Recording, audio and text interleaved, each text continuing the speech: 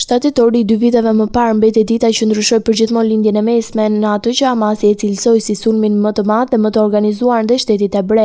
Luftëtarët e tij në grupe të tjera militante e çan kufirin e Gazës, duke hyrë në territorin izraelit. Brenda pak orësh u vran rreth 1200 persona, ndërsa 251 të tjerë morën peng, një akt që Izraeli e përjetoi si një traumë kombëtare, por hakmarrja e Tel Avivit u kthye në një katastrofë për civilët palestinezë. Forcat izraelite të mbrojtjes IDF kanë vrarë deri tani të paktën 66.000 persona, sipas Ministrisë së Shëndetësisë në Gaza. 80% prej tyre civil, të plagosurit llogaritën mbi 169.000, ndërsa agjencitë ndërkombëtare besojnë se shifrat reale janë shumë më të larta. Sipas Organizatës Botërore të Emigracionit, 10% e shtëpive në Gaza janë shkatëruar ose dëmtuar, duke lënë 1.9 milion njerëz të zhvendosur në një territor me vetëm 2.1 milion banor. Ndërkohë, bllokada e plot izraelite ka zhytur pjesë të mëdha të Gazës në uri ekstreme, një krizë që ka marrë jetën e të pakve 450 vetave, përfshirë 150 fëmijë.